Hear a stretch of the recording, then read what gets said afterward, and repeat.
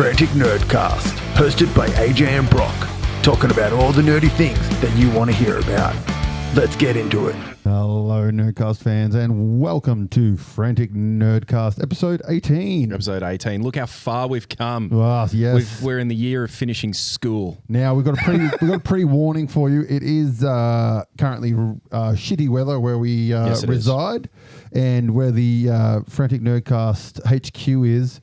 Let's just say it's a tin roof.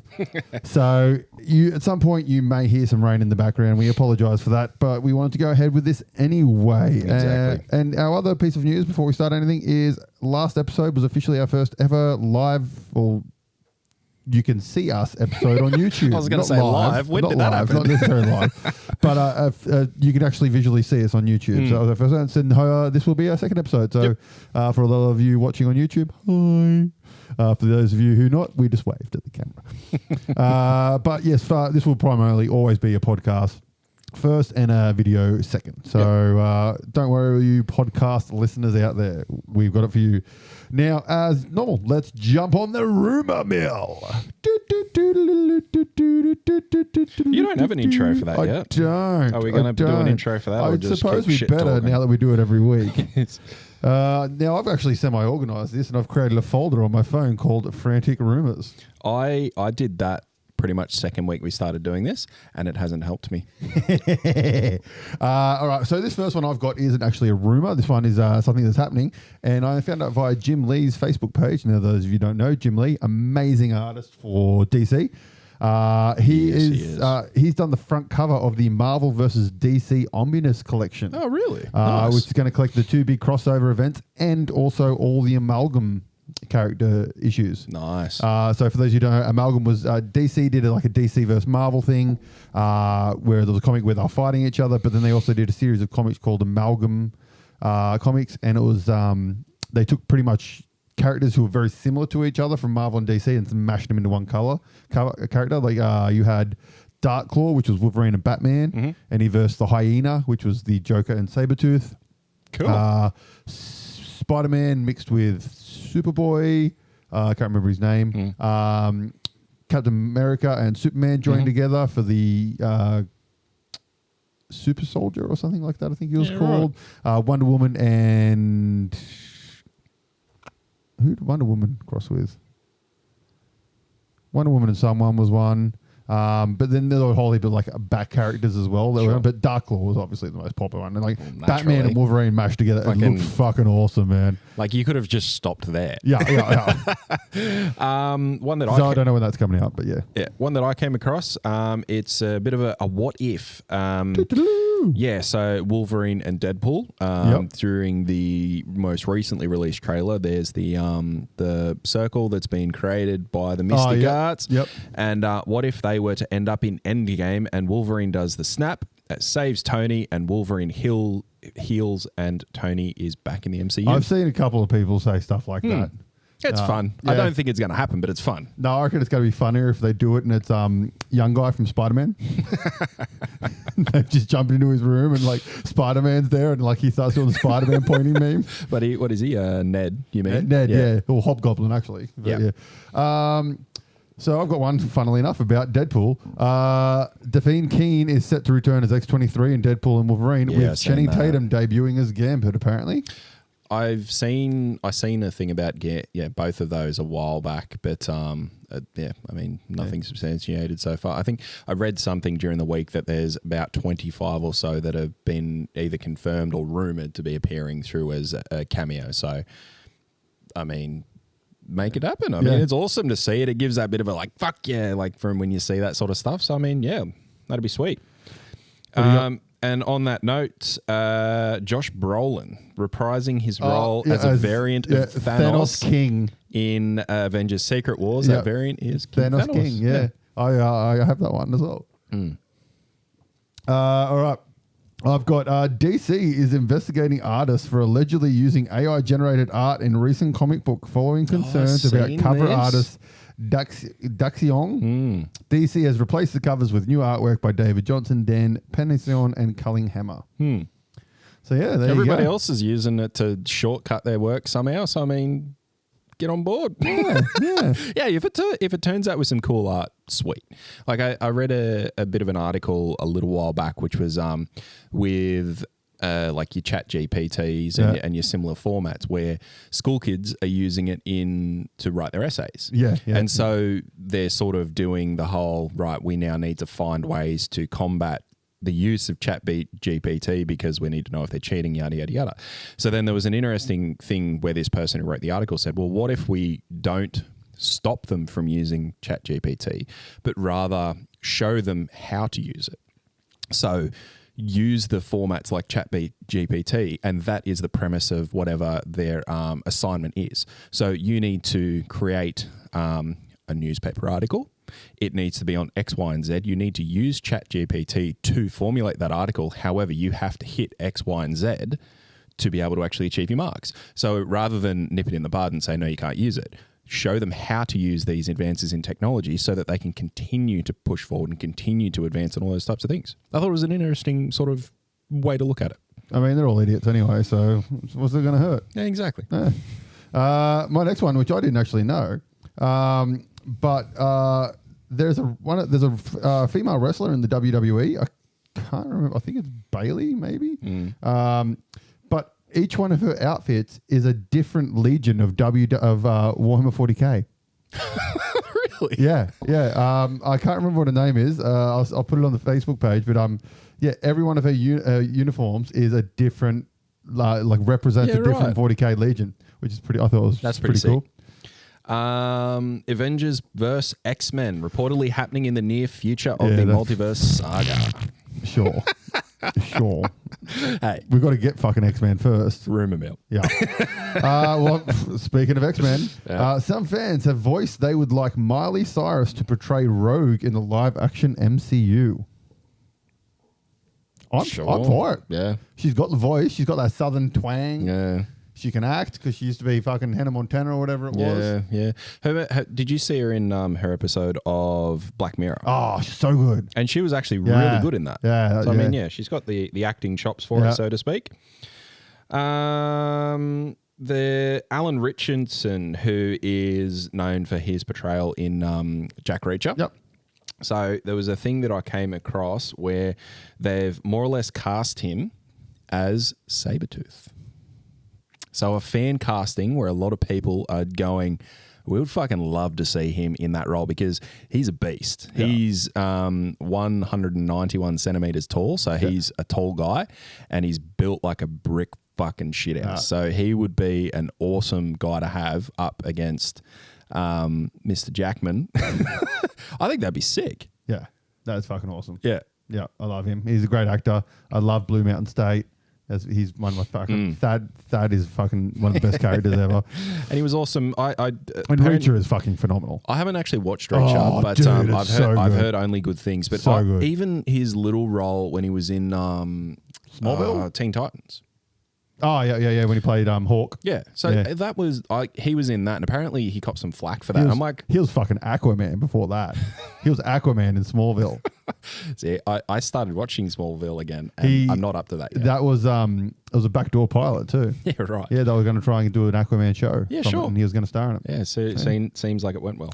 Robert Liefeld, who was the creator of Deadpool, promises the epic Deadpool and Wolverine post-credit scene. Deadpool and Wolverine post-credit scene is going to blow everyone's mind, confirms Rob Liefeld after insider reveals.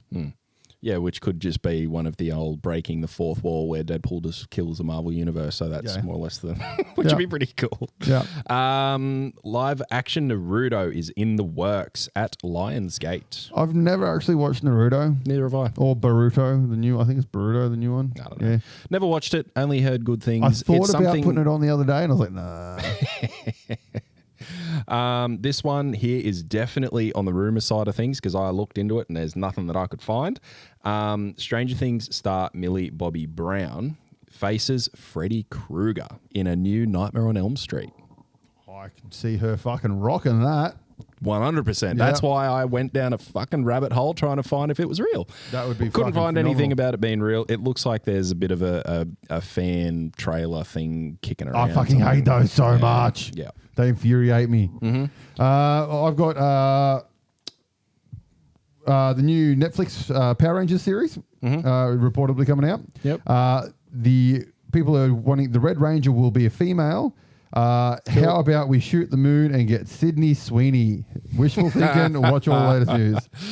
I think that one of the good things about Power Rangers is that it starts and builds careers. Like it's never really gotten like top tier actors or anything in it to start with. They're the people who you go back and think, fuck yeah, like that guy, that was sick. And iZombie.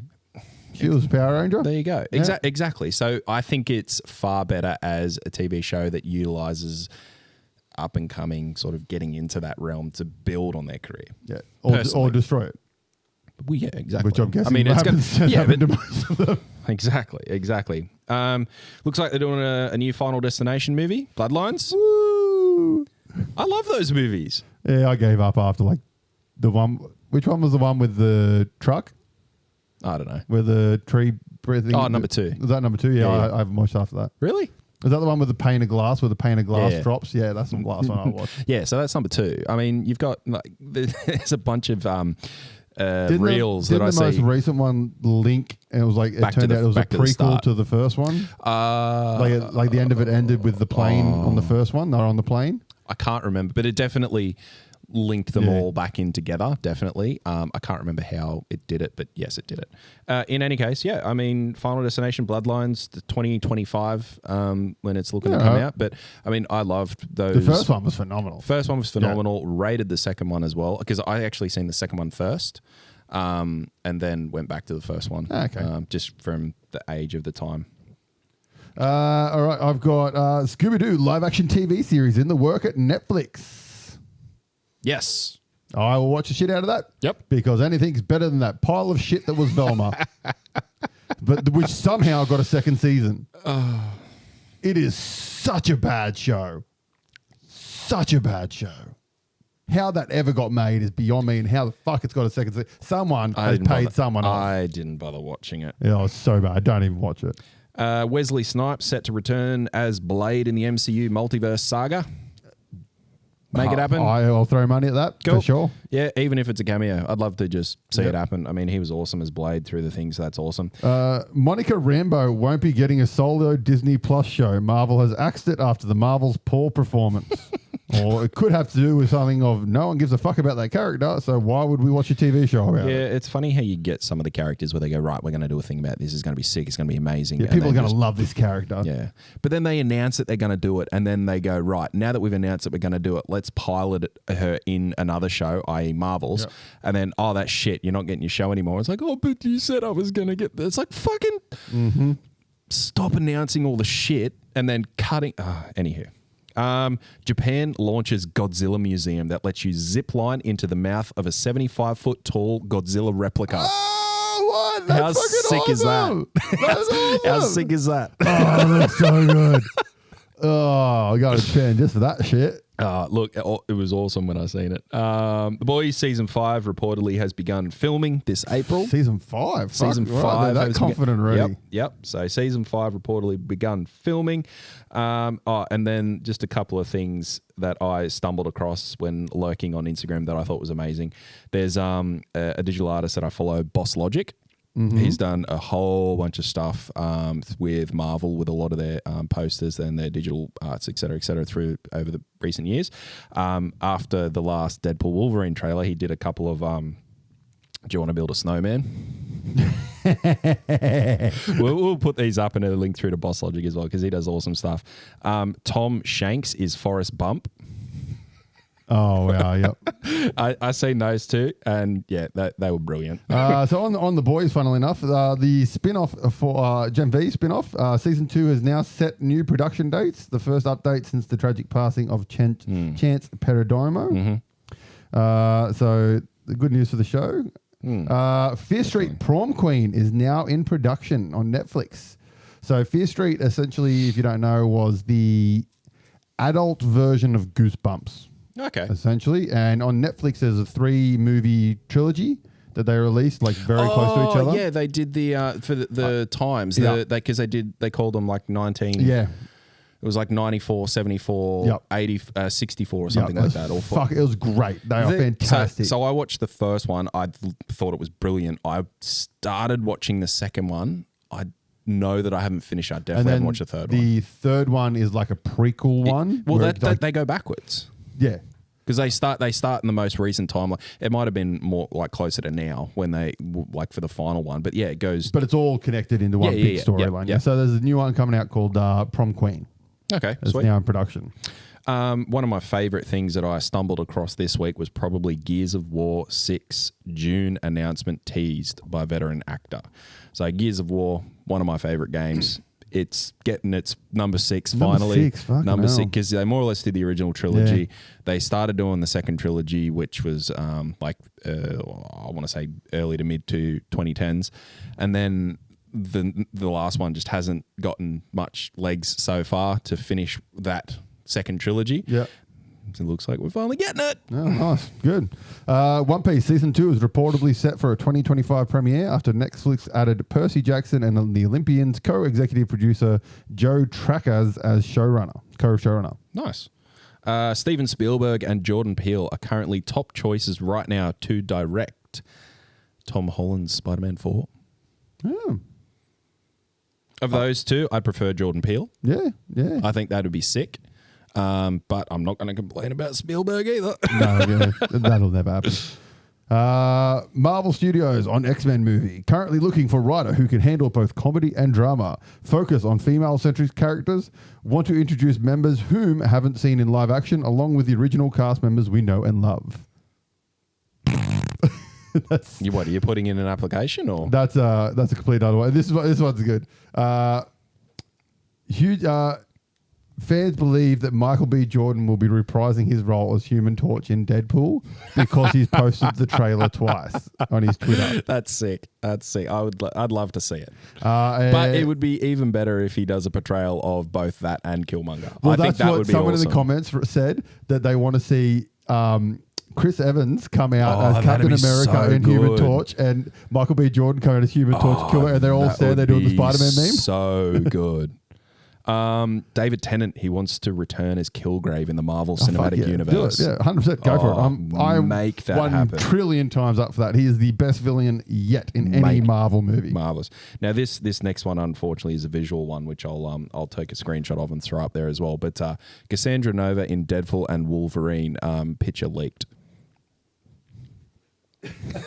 For those of you who can't see that, it's James McAvoy. James from McAvoy Split. from Split as the female character, Patricia.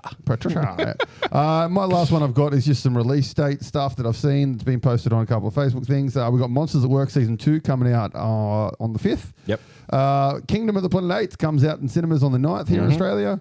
Doctor Who's new season starts on the 11th, which I'm very fucking excited about. If comes out on the 16th, Furiosa 23rd, Jurassic World Chaos Theory 24th, as well as Atlas, which we'll be talking about in a moment, and the Garfield movie on the 30th, which I'll probably take the kid to. No, that'd be sweet. I've got quick ones that I'll rattle off. So the brothers, Danny and Michael Philippou, who did Talk to Me, apparently they're on a new horror called Bring Her Back with Sally Hawkins set to star. I'm all for it. I absolutely love Sally Hawkins. Who's Sally Hawkins? I know that name. I know the name also. I was going to go and have a look as to who she was, and then I forgot I took a screenshot of that thing, so I'm just relearning that information. There was a little list that came up about X-Men 97 and the order to watch more or less episodes prior to these ones. Oh, Sally Hawkins. It's the chick from Stranger Things. It's Uma Thurman and Ethan Hawke's daughter. Cool. She was in Stranger Things. She's in Fear Street. Oh, yeah. Lots of stuff. She's a fantastic actor. Okay, sweet. Yep. Little thing about X-Men 97. So they've more or less said that they've got the 3-part finale. Yep. They've told you to go back and watch X. Yeah, I've seen that. Yeah, so for those who are listening along, Season 1, Episode 13, The Final Decision. Season 4, Episode 1 and 2, One Man's Worth. Part 1 and 2, Season 4, Episode 6 and 7, which is Sanctuary, Part 1 and 2, and then Season 5, Episode 12, Descent. So the idea is to watch them before you get into the last ones. And the last two that I had very sad quickly. that you have to do homework. to watch the show. Hey, I'm not complaining. Marvel Studios has reportedly informed Avengers actors to keep their schedules open for the production of Avengers 5 and 6 as they've determined its direction. And just a little... that when I see it. Yep, me too. Nice little rumor though to put in there. At least they're hopefully doing something. Tron Ares. Yeah. So keen for anything about that. I didn't actually know they were doing it, so that was awesome. Finished production? I'm not sure about finished production, but it's definitely getting close because the comment is that it's going to push forward what can be done in movies from a visual perspective. Yeah, because one of the actors in, I can't remember who it was, he said he was turning up to set on days he wasn't even filming just so he could see awesome sets. That's the one that I've... that's Cameron Monaghan. Yeah. So he was our Joker in Gotham. He's probably better known Shameless. for Shameless. Awesome actor. But Jared Leto is in it as Ares. Cameron Monaghan. We've got Evan Peters, who's awesome as well. Sarah Desjardins, I know her face, can't really place it. I'm very interested to see how they're going to link it to the other Trons. Yes. It'll be look, either way. I don't know why people hate it. I fucking love Tron Legacy. I think Tron Legacy was so good. Because I watched it and I thought, that was a sick movie. And then I heard about all the flack about it and I'm like, did we watch the same movie? Or I think it's just people like Disney hating because fucking what was that one with the Mars one? Jonathan Carter. John Carter. Oh, John Carter. Yeah, fuck, that was a great. I thought it was great movie. as well. And it was like Disney's biggest flop ever. It cost them like $250 million to make or something like that. Yeah, and it was like their biggest flop ever. I thought that was a great movie. It was going to be a French because it's like one of the most famous sci-fi novels ever written, apparently, which I'd never heard of it before the movie. But yeah, it was a great movie. All right, let's move on. Let's do some other stuff. All right, let's talk movies here. Let's get this shit out of the way. Rebel Moon Part 2. I wrote some stuff about this, and I'm just going to start rattling it off. All right, well, I put it on to start watching it, and I got to the scene where they started, and he's like, "We need to protect the wheat. Let's go get the wheat. We work together, we get the wheat." I don't know what accent that is. I apologize so badly. Did you have a stroke? I think so. And then it was 10 minutes of cutting wheat in slow motion. I was like, you know what? I don't have time for this in my life, so I turned it off. The first line that I've written in my notes here is the 67-year farming montage and the sacks of grain that folded like pillows. What the fuck? You go back and you watch them fucking running around. I'm not watching it again. It's only 10 seconds. You watch them with the sacks of grain, right? A sack of grain is fucking like, it's a solid like up there thing. You watch them go and throw it over onto the other sacks of grain and they compress like fucking pillows. Like, yes, I get that they are pillows, but fuck, come on. Bit better with your set. I mean, okay. Also, during our 67-year fucking just looks so cheap. During our 67-year farming montage, right? So why do the farmers have a floating tractor / barge, right? And they are using scythes from the 1920s. Like, why are they using tools that are fucking ancient? And I mean, by the way, let's fast forward a little bit. They got fucking fusion round hunting rifles, but they can't get a decent fucking farming tool. And they have swords that have light that are energy, and they can't cut them with that. And they've got homemade wooden pitchforks. What the fuck? So I got to that point. I turned it off. I'm like, I am furious with this. This movie is so fucking bad already. And I'm like, you know what? Because we do this podcast, I had to watch it. And I sat there and I hated every minute of this fucking movie. I enjoyed picking it apart. It was just so bad. It was horrible. I don't understand what the fuck happened in Snyder's head. You know what was really, really great just before we got to the farming montage, right, is Damon Houston comes through, he does his big speech, says, this is what we got to do. How long does it normally take you to do what you need to do to collect the grain and harvest? And goes, it usually takes 2 seasons. It's like, okay, 2 seasons, right? So 2 seasons, you're going to imagine that's one of 2 things. Either 2 years because you do a season and then next season do the next one, or it's going to be 6 months. So season number 1, season number 2. Like, granted, it's out in space, but fuck, they're trying to make it relevant to us. Yep. So it's either 6 months or it's 2 years, right? They did it all in fucking 3 days. Or if you count that in slow motion time, 5 hours later. Fuck me. Okay, so that was fucking stupid. And then he turns around to all the farmers sitting there, the fucking all 6 of them that are going to do fucking 2 years worth of work in half a minute, and says, we'll be up at the crack of dawn to do this. They were fucking sleeping in, and the farmers came and woke them up. What the fuck? The farmer walks in and goes, we're good to go. And they just look up and go, oh, but I don't want to get up yet. It's like, are you fucking kidding me? You fucking dope. What the fuck? Oh, so yeah, that happened. My other thing, like my big thing about it as well, it's called the Scar Giver. She's the Scar Giver. Why is she called the Scar Giver? Like, because she gave old mate a scar. But she was called the Scar Giver before that. I don't know. It was fucking dumb. It was fucking dumb. Look, and I mean, okay, sure. She's a Scar Giver. Let's overlook the fact that has absolutely no relevance to anything. The only person who is communicating with the mothership, right? Yeah. Is the lowest rank private. That's correct, yeah. So in what fucking world is the only person for several days, weeks, months, however long the time frame is, one fucking lonely private, the only person that talks to the mothership? And they just think it's fine. Just move along with it. Yeah, we'll talk to the private. It's all good. Private said it's okay. It's all good. It's like, okay, where are the other guys? Oh, they're just out hanging out. It's like, oh, cool. Move on. It's like, fucking no. Like, if you want to apply a real world application to that, they're not going to fucking talk to the private. Go get your superior officer. Anyways, I had a lot of fun picking this shit apart. Absolute rubbish. The fight at the end, let down. See, that was the only part I actually liked about the movie. The end. Okay, so the fight at the end, like more or less, my thought process is Snyder wanted to do a big, epic, lightsaber space battle with a falling ship. So that he could do that, he created 2 fucking dumb movies to have one scene.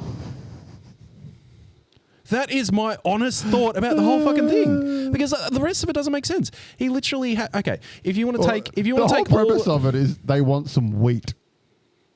That is the premise of this movie. This movie started because some dudes rocked out and went, "We want some wheat," and some chicks like, "You can't have our wheat." And it's like, well, we're going to bring the entire force of a fucking space navy on your ass over some wheat, which we could have got off many planets. Yeah. Yep.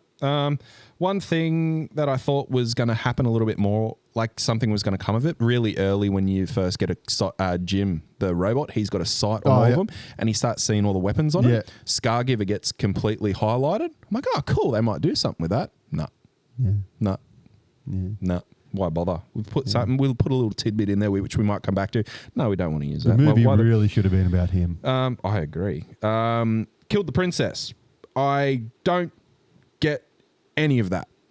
I think that was what the whole that's why she's the Scargiver. Sorry. I get the why, the how. Why did they have a room full of 40 people with the king and queen walk into, and then everyone fucking sees what's going on, and then they go, oh, did you see what the Scargiver did? And you're kind of like, look, if there was... Yeah. I know why he's done it that way, but no. But if there was a couple of people in the room, wouldn't have had anything against it. But the fact that there was this whole swag of people, you don't do a fucking coup like that and then have everyone there to witness it and then blame her even though you fucking did it.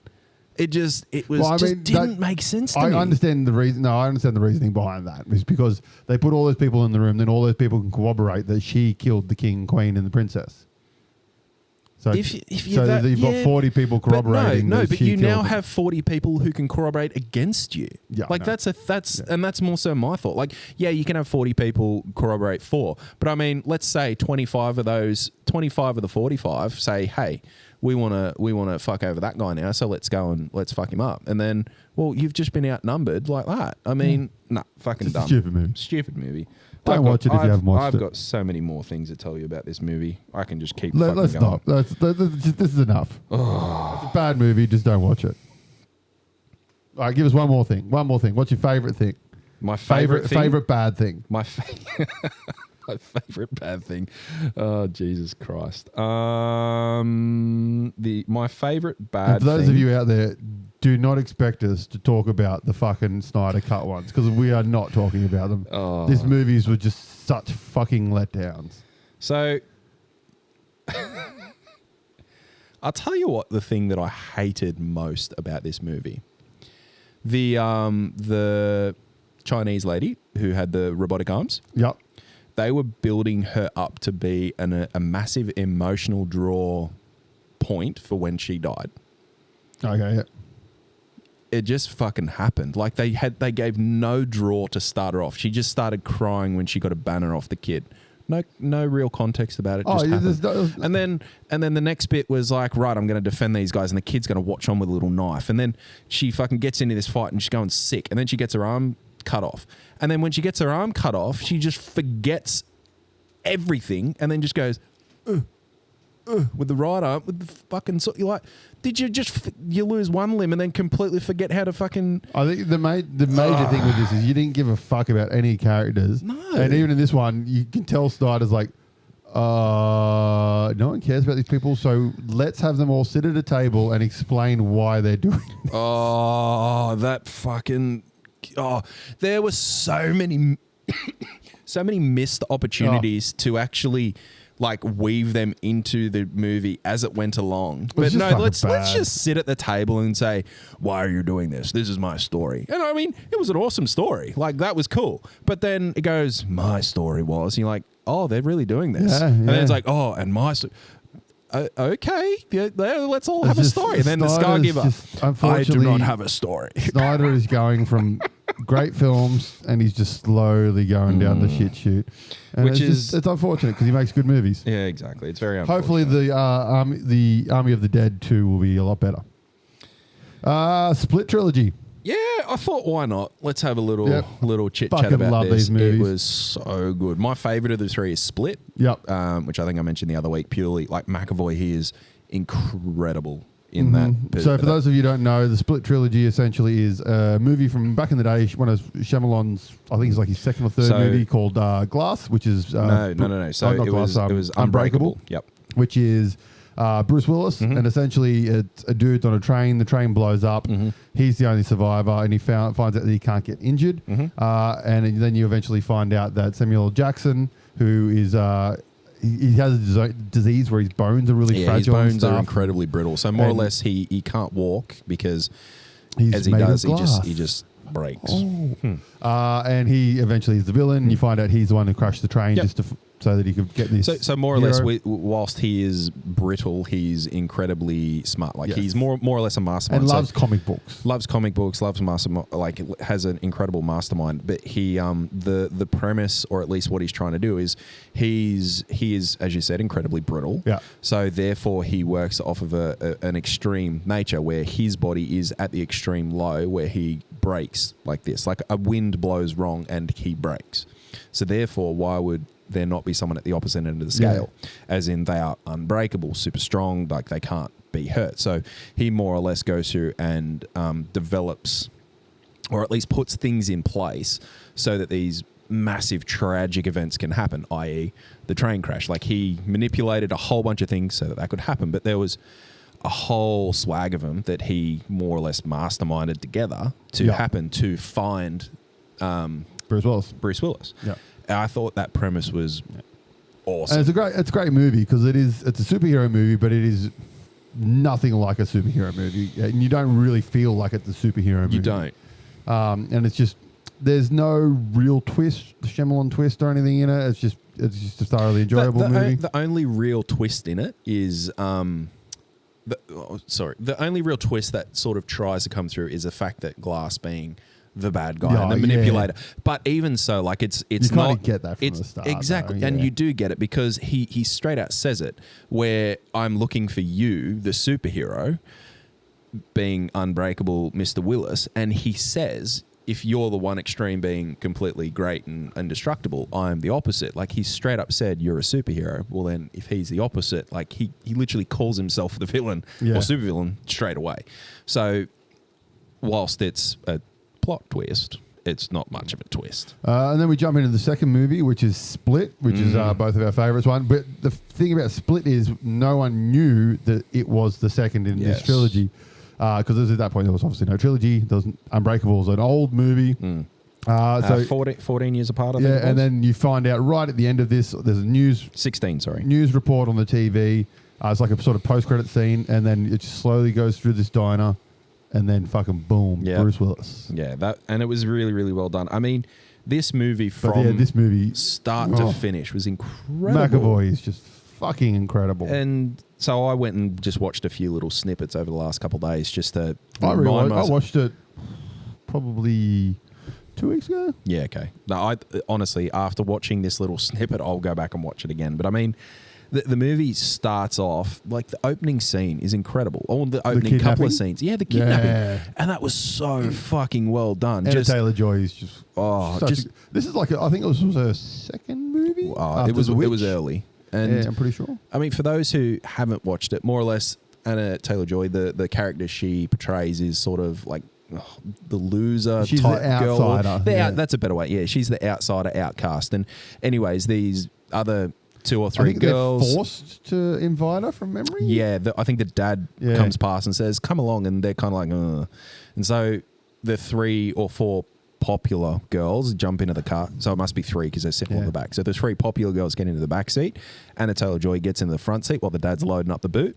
And then you hear something, but it's nothing. Anna Taylor-Joy looks in the revision mirror and sees the dad picking up a bag and putting it in the boot. Yeah. And then it kind of cuts back to her in the car. And she's like looking at the girls. Then she looks back out the mirror and sees just 3 oranges sitting on the road. Yeah. And then at that point, she kind of like freaks out and her eyes open up. And she slowly freezes. And it was awesome. Yeah, and you just hear the door open and close, and she like slowly turns, and there's James McAvoy in there, and he's like pulls out a little towel and like washes the dirty girls, like washes the car with the cloth thing, and washes the steering wheel. Oh, it was so incredibly done. And I mean, and from there, I mean, the movie is literally just McAvoy and the Horde, which is the amalgamation of all of his different... I think he does, what was it? There's 23... Something like that. He's 23 personalities, but only he portrays 7, I want to say. I can't remember what the numbers are, but either way, like he's got massive He portrays Horde. more in Glass, but I'm pretty sure there's 7 in this one. Yeah. And like the movie literally is Anna Taylor-Joy and McAvoy... McAvoy in a room with the different like personas. And when he McAvoy, does the kid, man, Hedwig. That's that scene where it's the kid talking to Anna Taylor-Joy, and it's like, and he's got a little ish, man.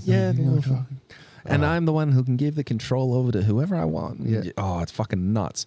And then I mean that all of the interactions are so well done. They're generally silent, like there's not too much background noise or anything coming through, except for like a scream every now and again from like one of the other girls. And it's just them two bouncing off of each other in these different personas, and it's so incredibly done. The monster's coming. And then they all like the way that they build the anticipation around the beast. The beast is amazing because like you hear about the beast pretty early. And they just talk about the beast, but they're like even like those little snapshots where you've got McAvoy, he's in the room talking to Anna Taylor, and he sort of does that little shift, like looking over his shoulder kind of thing. It's like, oh, they're talking about the beast. It's like nobody's there. The way that you've done that, I fucking believe that you were looking for someone behind you as well. Like that's so good. And then when you get towards the end and I can't remember the trigger, but there was a more or less kind of a snap within McAvoy's character. At the train station, it happens. The beast comes out at the train station. Well, it's under the train station that they're at. Oh, it's because when he's getting on the train is when the beast comes out from memory. Oh, no, because they're all underneath the whole time, aren't they? They're all in like that dungeony type place. Oh, zoo. But he's come back from the therapist office from memory, and he's at the train, and that's when the beast comes out. He goes into like a train cavern thing, and that's when the beast comes out, and like he climbs up the wall and shit. Yeah, sure. And then you kind of think, oh, is he just a bit crazy? And the beast is just another character. But then when the beast comes out, you actually see him like his shoulder, like he just buffs up and kind of thing. And like they talk about the whole fact of the mentality of these people can physically manifest when this person comes out, they can physically manifest themselves into that person, kind of thing. And yeah, I just thought that was fucking awesome. And I mean, not only like that transformation into the beast, but then the bit where he's rapid fire throwing each one of the personas. See, that's better in Glass, in my opinion. I honestly can't remember it in Glass. I just remember that because as I said, I was flicking through those scenes, and it was just incredible because it's Anna Taylor and McAvoy, and he's just snapping through them. Because there's only like 4 main characters in Beast, in Split. Give or take, but even just the way they went through, and there were just moments where like he'd be talking and then you can see like that struggle and the way that he was pushing through those struggles as well, like the way that his face was just contorting it. I thought it was incredible. And essentially like Anna Taylor-Joy survives kind of thing. Yeah. He gets caught. And then we cut to Glass, which is Bruce Willis, Samuel L. Jackson, James McAvoy, in a mental asylum house thing, essentially. And that's there's pretty much it. Sarah, what's her name? Sarah. She's very prominent in Packlin? Sarah Packlin. Oh, that could be it. She's very prominent in the. She's in the American Horrors, and she did the sequel series for One Flew Over the Cuckoo Nest, Nurse, whatever it was, on Netflix. I think it was. Yep. So essentially she's there, and there's one scene in it which has McAvoy, and they figure out the light flash can trigger the transformations into different people. And there's one thing where he's in the room and he keeps trying to charge at her, and the light smashes, and he changed another character, and he does like 12 different characters, and they all just fluidly flow with each other, and it's just fucking incredible. I'm gonna have to go back and watch that. Masterclass in acting, man. I haven't watched it since it came out. I'm gonna have to go back. So good, so good. But this movie, I liked it, but I didn't like it. Yeah, it was one of the, I think it was a good sort of close the loop, so to speak. Yeah. But other than it being a good close the loop, like if it was a movie by itself, rubbish. Oh yeah. With the exception of McAvoy. But I mean, it's sort of, and one of the things I looked at and sort of read about a little bit is it rounded out all 3 of the stories. All 3 of the characters, just to sort of give them a finish, so to speak. And one thing that I didn't realize at the time, because I just sort of watched it and thought, okay, good movie to round it out. I didn't really give it much more than that, was Glass. He gets a hero finish, so to speak, like as in like he showed he achieved his goal. He showed the world the superheroes. He showed the world that there is this next piece of evolution, so to speak. But he also showed to the world that if these people show themselves, the government or some form of agency is going to come along and just stop it. Yeah. So he won. And then you had McAvoy's character, who the main person or the original was Kevin. Yep. And he gets shot by a sniper. And then if he turns back into the beast, he can more or less heal and survive. But Anna Taylor starts talking to him and more or less comes to the realization through this talk and whatnot is like, no, Kevin, I'm Kevin and I'm done. Yep. Like, this is too much. And he's more or less able to subdue the beast, so to speak, but then the beast more or less, like the idea is that the beast has had enough as well, and so has the horde. So he gets a nice clean, well, not clean, but he gets a nice sort of rounding finish to his story. And those two are more or less they are unfortunately more or less the bad guys in this. You more or less got the villain, the anti-hero, and the hero being Willis's character. He gets drowned in a puddle. See, I like that. I liked that because that's his weakness. Water is his weakness. It was his weakness. I got that, but I think it's sort of, I think it could have been a little bit more than just. I don't think it. I think that worked well, just for the sheer fact of like, you think all these heroes, they have these weaknesses, but they're never really weaknesses. Yeah. Okay. So like kryptonite is Superman's weakness, but is it really? Because anytime someone pulls out kryptonite, he always manages to struggle through it. That's true. It's just, no, that's a good point. It's sort of like nothing is in the comic world. Nothing is ever really a weakness. Yeah, because they get through it. Whereas water is his weakness. He falls in that big fucking tub. He nearly drowns. He gets let out. and like they push his head into the puddle and they hold it there. He can't he's do anything. too weak to get out. He drowns. That's fair. Look, that is a fair point. Sorry, guys, the rain has gotten hardcore outside at the moment. So if you can hear that, we apologise, but we're going to keep going anyway. Yep. I suppose that is a good point, and it sort of does round out, or not round out, but shows that not everything has a nice ending as well. So even if you are the superhero, it can go wrong. Well, generally it is going to go wrong. Exactly. So yeah, I suppose that's not too bad. I mean, I still feel that it could have been more, but I definitely understand that. Yeah. Well, that was the Split Trilogy by M. Night Shyamalan. Yep. For this one, we'll give him Shyamalan because as well deserved. It was good. He gets his name for those ones. Yeah, it's not the fucking Last Airbender. And that Unbreakable came out November 14th, 2000. Split was September 2016, and then Glass was shortly after in 2019. So big break between the first two, but yeah. Sorry, I pressed that button. I didn't realize I'd pressed it. I apologise. So we're talking about trailers now. I was hovering my finger over it, ready for you to finish talking, and then I accidentally tapped it. Yeah, accidentally. All right, so let's talk about a Shyamalan movie to start with. Yeah, this one's actually not him. He's only executive producing. It's his daughter, I believe. From memory, is his daughter, but The Watchers. Yep, 14th of June, 2024. I have no notes on this one because I was slack this week and only very recently watched the trailer. But in any case, got Dakota Fanning in it, who's definitely got some acting chops. She hasn't. Dakota Fanning, Georgina Campbell, Olwen Fure, Oliver Finnegan, and some other people. Cool. It looks cool. I like the concept.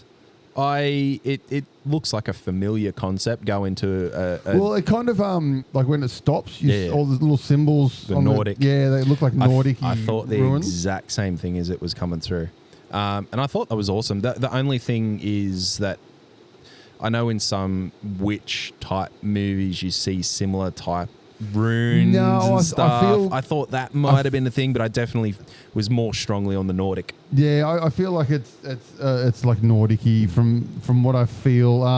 It looks good.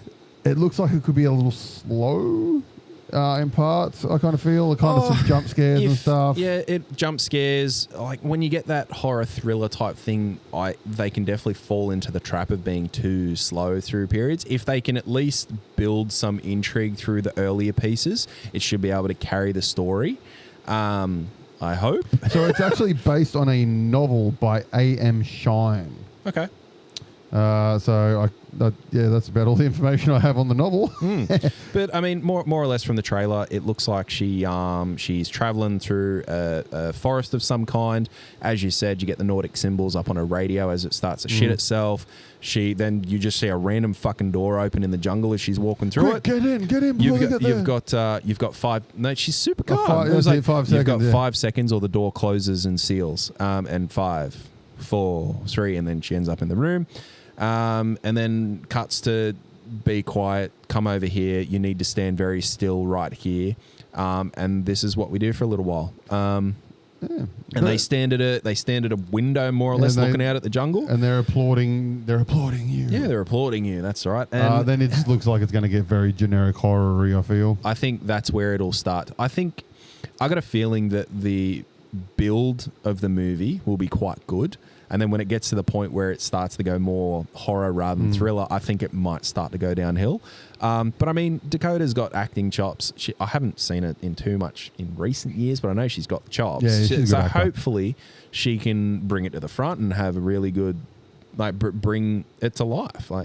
Oh, this is Ishana's, which is M. Night Shyamalan's daughter. It's her directorial debut as well. All right, sweet. She also wrote the film. Marvelous. All right, let's go to Atlas. I'm not sure. Yeah, no, I don't give a shit. I don't give a shit. I'll watch it. I can't stand Jenny from the Block. Oh, really? I just cannot stand her as an actor. Well, there you go. It's anything she's in, I just don't think she can act. Yeah, okay. My initial thought was, did you watch Heart of Stone? Heart of Stone? Anyway, so I mean, it reminded me a lot of that movie being Heart of Stone. It just with more of a sci-fi-esque sort of twist and sort of starting to go down like a different realm where humanity's trying to get destroyed by some sci-fi. It just seems very AI generic AI stuff. It does. I think from a visual perspective, it's going to be one of those things that you'll throw on and just have it sort of in the background while you're doing other things. Stick your head in and say, "Oh yeah, that was cool." But from a story perspective, I think it's just going to be, as you said, generic shit. Yeah, generic shit with J-Lo. Yep, pretty much. The Exorcism. I liked this. I'm not sure about this one. I liked it. I thought it looked great. I loved the premise. It's very funny that he's in 2 Exorcism movies in the span of like a year. So when I first seen it, I seen... Russell Crowe we're talking about as well. Yeah. So I seen Exorcism come up and I'm kind of like, sweet. Like they're continuing in the universe. All right. Turn it on. I start watching. I'm kind of like, something seems off.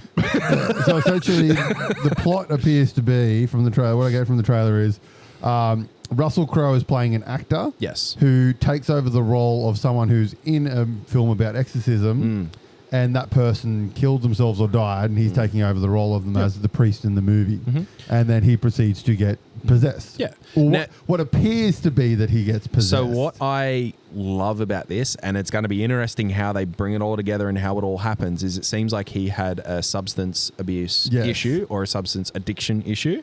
So it's going to be either straight up he's fucking under the powers of the devil and he is possessed, or it's going to go down the route of he's unfortunately suffering from whatever his substance abuse was. Now, I think it's going to go down the route of he is straight up fucking possessed and nobody is going to believe him because of his substance use. And so it's just going to continue to sort of... Because the trailer kind of gives you the idea that it kind of takes you through the steps of no one's going to believe you because you're off your meds. Yes. And then all of a sudden he does a back fucking flip. Yep.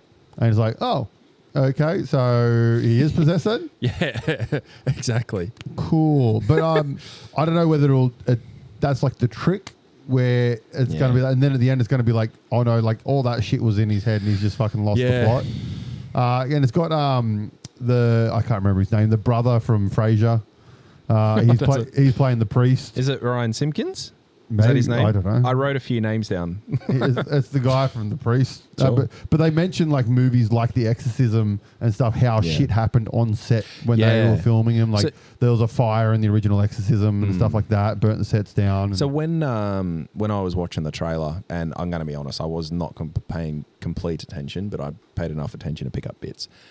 I actually thought, oh, maybe this is something along those lines, like a BTL, like a fake movie exactly. Sort of I thought it was going to be kind of like that, so I more or less stopped watching the trailer and went down a rabbit hole, seeing if that's what it was, which it wasn't, and I forgot to go back to the trailer. But anyway, look, I like these types of movies, the possession movies. If they're done right, they can be pretty good. I mean, the Pope's Exorcist was, It was okay. It had good bits in it. The ending was kind of fucking. Why'd you do that? I haven't seen that one actually. So. It's give it a watch, but I mean, it's nothing you're gonna write home about. But anyways, I'll give this one a look, and it looks a little more fun than what the Pope Exorcist one was like, and we'll see how it goes. All right, on to another Shyamalan. It's Shyamalan all over the place. Trap. I like this. Yeah, this looks good. The return of Josh. This looks sick. Yeah. I cannot wait to see this one, actually. I love the premise. So this one's coming out on August 9th, 2024. As you said, it's Mr. Shyamalan. Josh Hartnett. Love Josh Hartnett. Recently in Oppenheimer, he had a face. I'm like, oh, Josh Hartnett. I know him from heaps of stuff. And I went and looked through his list. I'm like, I haven't watched fucking any of this shit. But then I remembered if you want to watch a good movie with him, Bunraku. Never watched that. It's fantastic. But he was the one of the main guys in the Click movie. It's just fucking gone, and I haven't written it down either. Anyways, The there was Faculty? a TV show that he was in, and he was quite prominent in, and He was in one of the Fargos, wasn't he? No. Yeah, he was in one of the Fargos, I'm pretty sure. He was 30 Days a Night. He was in that movie where he couldn't have sex for 40 days. Like lots of rom-coms. The Faculty, which is Robert Rodriguez's version of The Body Snatchers. Yep. In any case, great. And Bunraku. Can't wait to see him come through in this Essentially, again. yeah, it's like a serial killer takes his daughter to see a Taylor Swift-style celebrity. Lady Raven. Yeah, whilst he's got a person trapped in his room back home, and then the cops are like, "This was all set up. It was a trap." Or the Coke vending guy tells him that the cops have set it up. It was all a trap. Yeah, that was awesome. I mean, and he's called the Butcher. They said, we found out that the butcher's going to be here, so they've set up a trap for him. And that's where he nicks off to the toilet, has a look on his phone. You see the guy trapped in his basement, more or less. And it doesn't really give much more than that away. So you're kind of like, oh, fuck. Like, it's set the tone where he's in a spot where the cops are after him. What's he going to fucking do? Yeah. And it leaves it there. I thought that was awesome. So, seeing that trailer and seeing the premise and what it's going to be about, because what's going to be interesting is watching the trailer. The idea stepping into it is you're going to be rooting for the butcher to get away.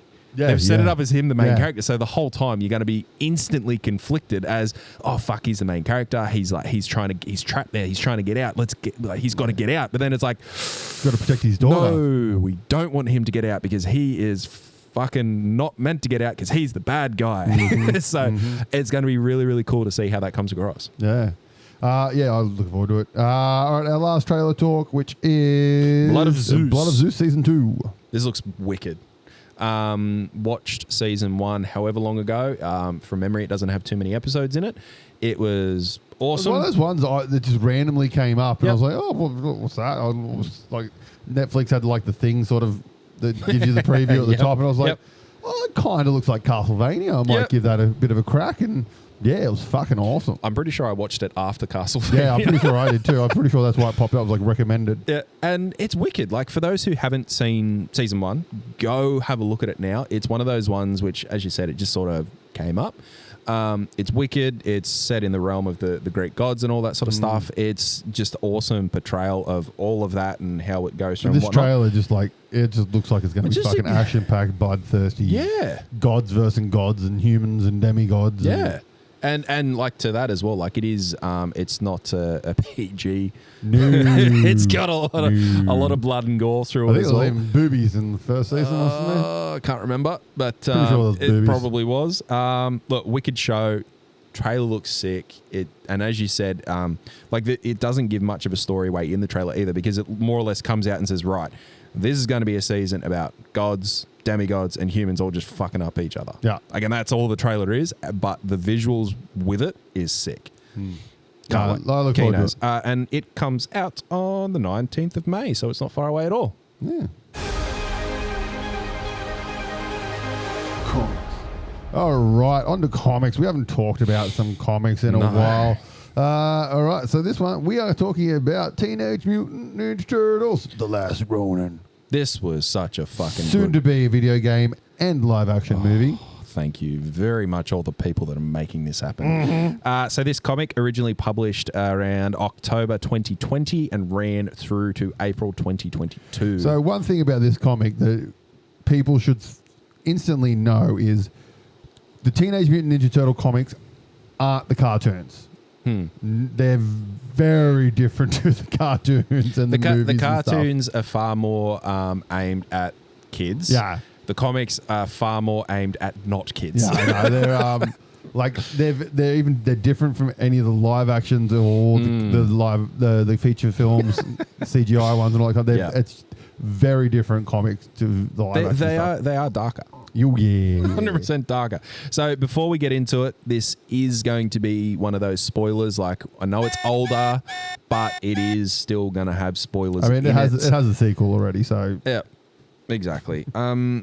Released by IDW, writer Tom Waltz, Kevin Eastman, Peter Laird. Now, when you started reading it, because the premise is The Last Ronin. So it's the last of the turtles that are there. Yep. Who do you think it was? I knew beforehand who it was. So, but when you read it, if you watch it and the way they do it Is good. to me, they make it seem like it's Raph. You thought as you said, it sort of got built up to be Raph, which I get. Leading into it, I had the thought of, look, I know it's the last guy. I reckon they're going to want you to think it's Raph. But I actually had the thought of Donatello going into it. So I thought it was going to be Donnie. Purely because I don't know who it is. I think it would be too on the nose to be Raph. Let's go with Donnie. I feel like from memory, the start of it though, in the start of the comic, I think they say something that makes you pretty much go, "Oh, it's not Donnie." I can't remember. I think something's said, and it's kind of like you instantly go, "Oh, that's not Donnie." Probably. I can't remember. Possibly. It's one of those things as well, though. I mean, even if it's something that gets said that wouldn't be that person, I mean, by this point in time, as you are reading through those first chapters, it's not going to be any of them because, like, it is fast forward in time. Yeah. It's not a teenage turtle anymore. It is an adult. It doesn't really matter who it is. Exactly. But, I mean, the opening chapter, the way that it goes through, the way that it portrays just a lone turtle trying to get to Hiroto. But whilst talking to the other turtles. Talking to the other ones. That's wicked. And I thought, talking to him. And I thought that was so incredibly well done. And they're sort of like, it's, I think you see the other turtles as of chapter 2 after they've been announced. Oh, no, you see them in the first one as well. Okay. I can't remember. But in any case, it's really cool because typically it's like an off the side bubble. Yeah, where it comes in, so it's like out of when he's swimming when he's swimming in the water and stuff, you hear him. And then I think from memory, there's like one part where it like shows like the outlines of 3 turtles. Yeah, and it was so incredibly done. It doesn't give away, in my opinion, who the turtle is. No, and incredibly well written. Just the 3 turtles who are gone. It's him running through to sort of find out who the big bad is, so to speak. Sorry, not to find out who it is, but to get to him and fuck him up, being Hiroto. And who is Shredder's godson? Grandson. Grandson. Grandson. Yep. And I mean, Turtle gets fucked up. He doesn't quite make it. He gets kicked down a bit of a thing, and he ends up back in the sewers. And he's trotting along in the sewers with, I think he's got a wound somewhere. He's more or less about to die. I think so, yeah. So he goes down. He slowly he's taken like his gear off and whatnot, and then he lays out all the weapons from his brothers, and then he picks up the sword. He's about to do the good old seppuku, so suicide of the samurai suicide, sorry, but he passes out from blood loss. Yeah. And then that's where he gets found by Casey finds him. Yeah, Casey Marie, who is Casey and April's daughter, and just sort of grabs him and goes, "Holy shit, you're a turtle!" You're a turtle. And then, more or less cuts a little bit further, and it's him waking up, and April's there, and goes, "Oh, Mikey, it's good to see you." Yeah. And you're like, "Okay, well, that's who the fucking turtle is, isn't it?" Sick. I don't think we really need to give much else away, kind of stuff throughout it. But I love the flashback. Oh, the flashback of Mikey? Yeah, so when it does the flashback, the art style... Oh, I didn't like the art style. See, that's the original art style. Okay, so respect that. Yeah, that's the reason they did it, because that flashback is actually the original art style of the comics. That's pretty cool. Okay. And that was done to look like the OG style of comics and stuff. That's why I really liked that. I thought it was great. That is an awesome ode to the... I'm not going to change my opinion. I didn't really like the comic style, but... knowing that, it gives like an understanding, or at least a respect to what they did, which was awesome. Yeah. One thing I loved everything about this comic. One thing I will say is that I would have preferred to actually have more or less a comic arc that led up to. I agree. The Last Ronin, because I would have much preferred to. Not okay. So you read the first chapter of The Last Ronin and you know who the turtle is. Yeah. I think it would have been awesome to actually read through the storyline of what happened to make him the Last Ronin before reading Last Ronin. I haven't read the series after it yet. I've got it. I haven't read it yet, but it's like a continuation and a prequel in one. So I'm not sure whether that touches on it. Yeah, but I suppose you can't undo it now. Yeah. But I mean, personally, I think it would have been a better way to read. Yeah. So if they had released a comic, call it whatever the fuck you want, which would lead into the Last Ronin. I think that would have been a heaps more. I think that would have given more impact to the Death of the Turtles. Yeah. Because I think the paneling for when the turtles died, each one of them, so brilliantly done, so brilliantly led up to each one of the deaths and how they occurred and how they were truly like within the mannerisms of each of the turtles as well. Yeah. I thought that was awesome, wickedly done. And just the final panel for each of them as well, just showing that they are gone. And in each one, it's just their trademark piece. It's the... I've just gone blank on what the weapon's called. The size. It's just the size with blood. It's the sword in a pile of rubble. It's Casey's mask. It's all that sort of stuff. And it's just so well done that I would have loved to have actually been reading that story not knowing, like sort of alluding to it possibly going to happen. And then I think if you were alluding to it and then will it happen? Won't it happen? You're on the edge. Like you don't know if this turtle's going to die or not. And then reading like the last panel and just going, holy fuck. Like I think that would have hit hard. Yeah. Whereas because you go into it knowing that they're already dead, the way it's told, incredible, but you already know. So it just doesn't quite hit. Yeah. I think it's like its own universe, isn't it? It's not a part of the... I'm not sure. Yeah, I'm not 100% sure whether... I think it's its own universe, so it's not a part of the continuity of the... normal IDW comics. Makes sense. I'll have to look into that, but it's a great comic. I reckon anyone, even if you're not a fan of Ninja Turtles, give it a read. It's 100%. A good comic. It's a really good comic. Very, very good comic. Very, very well written. And it's got a sequel series. It's currently coming out now. I believe the issue 2 is out as of now. Okay. And it focuses on Casey Marie teaching the new generation of turtles, which are... I had this written down. Uno, Dos Tres. No, they're all named like, one. Yeah, one, but in different languages. Yeah, I remember. And there's 2 boys, 2 girls. And so it's Casey Marie teaching them because she's now part mutant. Yeah, et cetera. So because more or less what happened, like a little bit through it, the amount of time that April had spent with them. Yes. So because April spent so much time with the turtles, it was more or less that the turtles were giving off radiation, and April picked it up, and then when fell pregnant, it got passed on. Yeah. And also like from that sort of Casey Marie story, I kind of feel like that came a bit from the Watchmen, but sure. Either way, that Casey Marie story arc, I think that's going to be interesting to watch further because it was interesting in this comic as well. Like she sort of considered Mikey to be her sensei, like actually called him that. Yeah.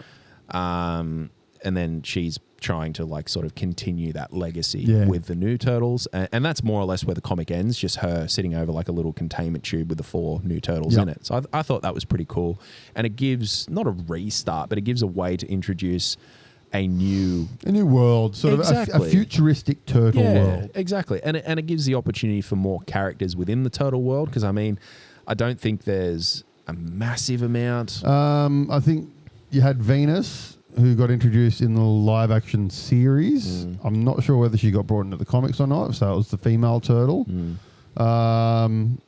Then you've got there's a big gamut of mutants that aren't turtles, but you do have like the bad turtle, you got Bebop, Rocksteady, you got the Bee dude, like Baxter. You got Kang and all the aliens, Shredder, Foot Soldiers. So there is an expanded like piece, I think this will be a fair few in the comics. But ultimately there was sort of that one good team, so to speak. So I think this will be like a good way to have a different new team that they can develop and build and write and create a new world around. I think that's one good thing that I will say about Last Ronin is that it was a good comic to start a new arc. Yep. And go through that arc for that sort of perspective. It was the death of the Turtles and the start of a new. Like, so, yeah, keen to see where it goes and fucking love this comic. So highly recommend you get out and have a read of it. Go out and read it. Awesome paneling, except for the flashbacks. All right, so we're going to finish up this episode on a little piece of an update. Now, for those of you who don't know, a while back in episode, who knows, -2. me and Brock asked each other to watch an anime that we both liked. I watched one that he liked. He hated it personally and couldn't finish it. So that's my update on that one. And I gave Brock Rah Xephon to watch, which is made by the studio that did Neon Genesis. Finished it. Ooh, yeah. What were your thoughts, buddy? I wish I didn't. No, in all honesty, it was... it had its moments. I said in the first, when we sort of did a bit of an update, it just... stuff happened and you could sort of make up your own sort of ideas and follow and whatnot. And then they just fucking dumped information right in front of you, said, this is exactly what's happened. This is why it's happened and deal with it. And it was kind of like, well, I was still working it out and not once have you mentioned that before. So how was I actually going to know it to start with? And you're like, what the fuck are you yelling at me for? Stop yelling at me, Swan. And then, I mean, it continues that pattern where a couple things will happen and then they'll explain it. A couple things will happen, then they'll explain it. And there are good moments in it, but I just felt like they rushed so much and drew out other bits that it just didn't balance very well as a whole. And then as it started to get to the end, I get the feeling that they started to lose their minds while they were writing it and just started and just thought, like it was honestly like, all right, guys, we're halfway through like the animation of this and we're like going through the production. We got half the show to go. And a guy walks into a room and said, hey, here's an idea. And they go, fuck yeah. And so they just go to that with the next like panel and you're kind of like, what, did I miss something? Mm-hmm. Did I can't have missed something. And I rewind a bit and you're like, no, I didn't miss a thing. I still remember watching it when it finished. When it finished, I was like, the fuck just happened? Yeah. It was very, very odd. Yeah. It's not something I would recommend, so thanks for that. No problems. Am I glad I watched it? No. The one thing I will say is one of the continuations through the whole thing was the call to the main girl, which was Momo, whatever it was. It was a long time since I've watched this. Misha maybe, or something like that. And like just him having that call to her the whole way through, it kind of like the way that got finished and rounded out at the end. And it was because it was the girl who rescued him from the, what do they call it? Tokyo Jupiter. So it was the girl who rescued him from there. So that was kind of cool that it was her. And the reason that didn't know the name is because when she was young, her father got remarried. So the name changed. And because of the way that Japanese culture, it's different with the first and last names from memory. So, or the way that they use those names. So that was cool. I liked the way that happened. I didn't like the fact that all of a sudden he started getting older. That was kind of like... That's fucking weird. Yeah, it was like he didn't really explain that. Like, I can link a few things and say, like, come to my own conclusion, which I like to do. It's sort of, as I said, it started to have that premise of being able to come to your own conclusions, draw your own conclusions, come up with something. But they decided to not do a data dump about that one. It just happened. So it's like, fuck, you're telling me one thing and then making my mind up on myself on the other one. Like, what do you want me to do? And I mean, yeah, all of a sudden, the second or third last episode, he just was fucking 10 years older. You're like, well, I've now prepared you. It's time for you to watch Neon Genesis. Okay. Now, I don't want you to watch the series. Okay. I want you to watch the movies. Sure. So 1.11. Send me the order. 1.111, 2.22, 3.33, 4.44. Yeah, so you've already lost me because there's points in it. Like, what if I go to 1.21? Doesn't exist. Oh, well, there you go. They're all on Prime from memory. Sweet. So you can watch them on Prime. Okay. Yeah, you're gonna have fun. Okay, marvelous. So you've given me a recommendation because You think you got to the end of that one and went, "The fuck just happened"? Wait till you get the end of this one. Well, I'm glad you gave me the movies then. Yeah. Mate, he got fucking death threats when he finished the series. Oh, really? Because the series finished, and you then said they did 2 movies. One was a recap movie, and then the second one was like the end of Evangelion. And like, I watched that, and I've watched the series multiple times. I've watched that multiple times, and I still kind of sit there and go. So what? And then you watch the anime, like the movies, and you're just like, "The fuck, that Great, was so good, but what the fuck?" Great. So. Well, at least I'm going to come out of it saying, what the fuck, that was so good. Whereas Rah Xephon, I'm like, what the fuck, why did I watch that? You're going to love it. Like, there's a reason it's one of the most famous animes ever made. Fair enough. And I've got a recommendation for you. Oh, right. And the reason that I have this one is because I only found out the other week that you hadn't watched it. Okay. Parasite. Oh, yeah, I'll watch that. Yeah, sure. And that's good. So you're welcome. Yeah, no problem. I started watching the live action. So stop watching the live action. Yeah.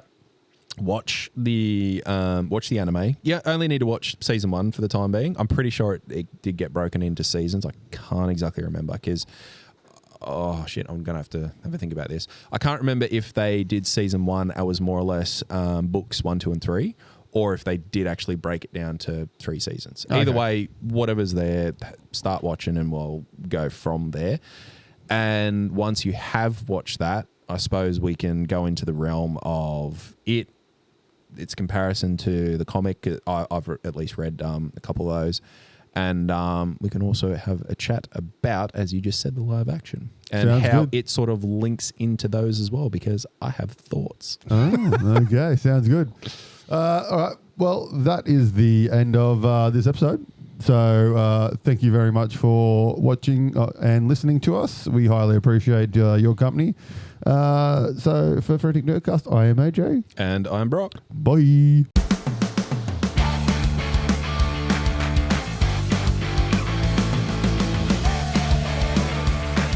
Frantic Nerdcast, hosted by AJ and Brock, talking about all the nerdy things that you want to hear about.